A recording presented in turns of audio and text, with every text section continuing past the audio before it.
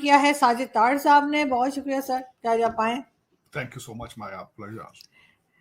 Sir एक तरह से आप देख ही रहे हैं कि क्या हालात हैं दुनिया के, और इजराइल और हमास में जो झगड़ा चल रहा है वो लंबा जाता हुआ दिखाई दे रहा है। पाकिस्तान तो बार बार जो है वो फलस्तीन की तरफ या हमास की तरफ ही जो है वो कह रहे हैं कि जी हम उनके साथ खड़े हैं, जो उनको ज़रूरत नहीं लेकिन फिर भी हम खड़े हैं। लेकिन क्या सिचुएशन सर आप देख रहे हैं इस वक्त के, किस तरह से ये मामला जो है ये काबू में आएगा। बहुत से लोगों का कहना है कि इजराइल जो है वो बदला लेगा, छोड़ेगा नहीं।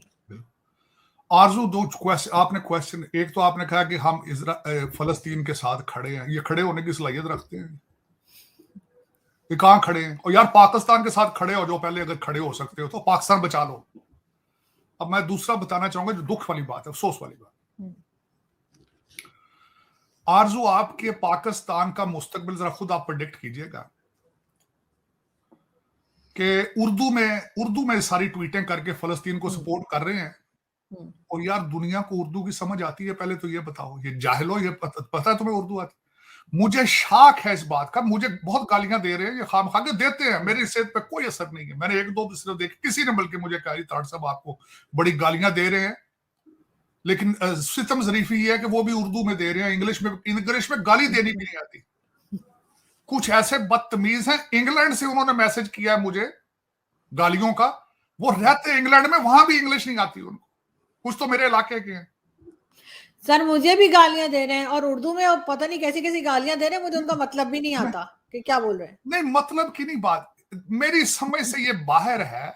और तुम ना खाने के लिए, तुम खुद 76 साल से दुनिया के खैरात पे टुकड़ों में पल रहे हो, पाकिस्तान बचाने की सलाहियत नहीं रखते हो। आज मैं ये बताना चाहूंगा उन लौंडे लबाड़ों को, ये सारा जो ड्रामा करते हैं सारा दिन, कभी फलस्तीन के पीछे, कभी इंडिया के पीछे, कभी हिंदुओं के पीछे, कभी सिखों के पीछे, और जिहाद इनके डीएनए में नहीं है। पठानों ने आके सदियां इनको सालों से मारा उन्होंने।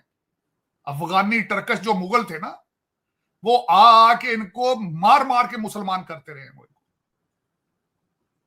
आज उनके बारे में ये बताना चाहूंगा कि जब तालिबान काबुल में घुसे थे तो ये उस वक्त भी जश्न मनाते थे। इन्होंने इस्लामाबाद आपके तालिबान के झंडे लगा दिए थे। वो तो फिर उनका भला हो, आपके पठान भाइयों का उन्होंने जो थप्पड़ मारे हैं, घुस घुस के वो बम मारे हैं, इनको जरा शर्म नहीं है? ये है क्या? ये मैं हैरान हूं। मुझे जो मैसेज कर रहे हैं, फलस्तीन के स्पेलिंग नहीं आते इनको।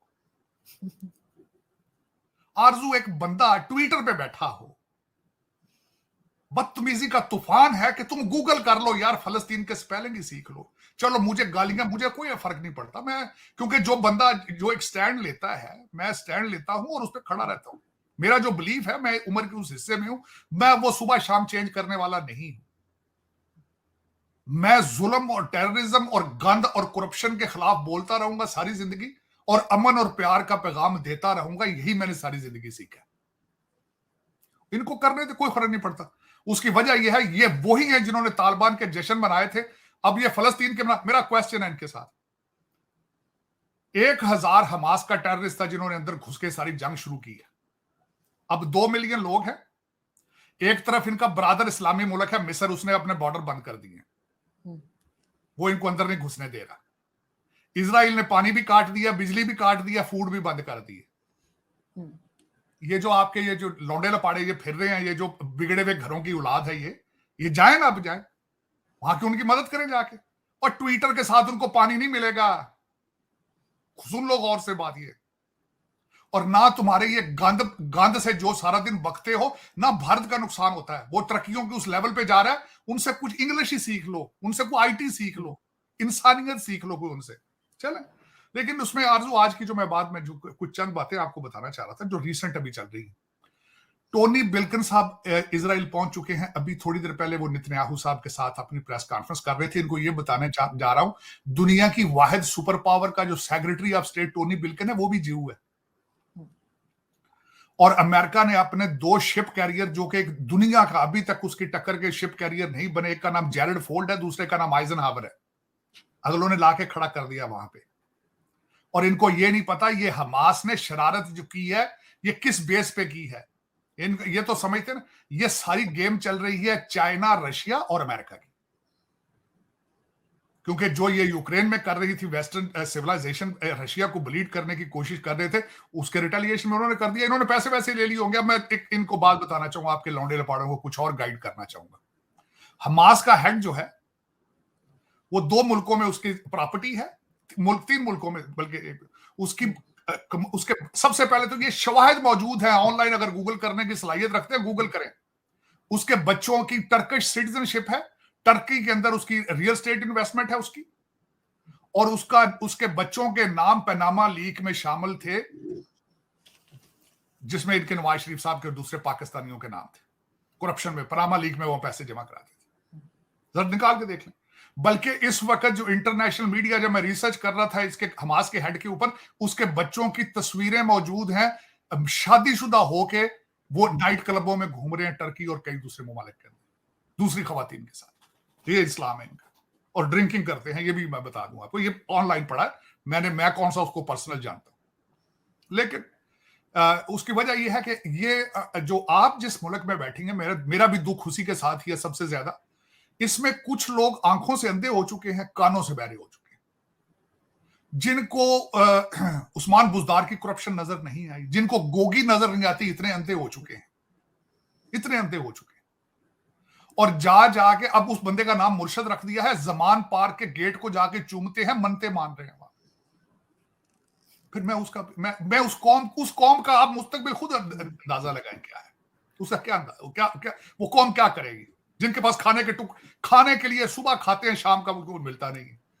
तो सर दिमाग तो बहुत है इनके पास, इसलिए कि अभी जो बीबीसी की एक रिपोर्ट आई थी उसमें उन्होंने कहा जो भिखारी पकड़े गए गल्फ से, वो कहते हैं कि जी पाकिस्तानी रुपीस में भीख मांगते हैं, फायदा नहीं होता, इसलिए हम दूसरी कंट्रीज में जाते हैं। तो कल परसों फिर DW ने भी किया है कि सऊदी अरेबिया में बुरके पहन की खवातीन आपकी पैसे सऊदी रियालों में मांग रही। मैंने आपको शायद बताया था, मैं तो खुद विक्टिम है इस बात का। इन कुछ इस आंखों से अंधे लोग जो हैं, हरम शरीफ के अंदर मेरे सामने मुझसे बैठ के पैसे मांगते रहे, हरम शरीफ में, मस्जिद नबवी में मेरे से पैसे मांगते रहे। तो इस कौम को फिर मैं इसका क्या बताऊं आपको, आप किस मुल्क में बैठी हैं और इसका क्या फ्यूचर है, क्या बताऊं लेकिन ये कि इस वक्त हालात वहां पे ये है, आप देखिएगा आगे फ्यूचर में। उसकी वजह ये है, इनको ये चाहिए, ये जो इधर आपके इस्लाम के ठेकेदार सारे बैठे हैं, पहले लीबिया में देख लें क्या हालत हो रही है, पहले देखें इराक में हालत क्या हो रही है, सीरिया के अंदर क्या हालात हो रहे हैं।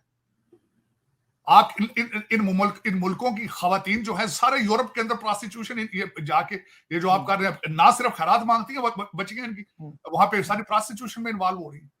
ये इस्लाम के ठेकेदार उस तरह तवज्जो नहीं देते सारे।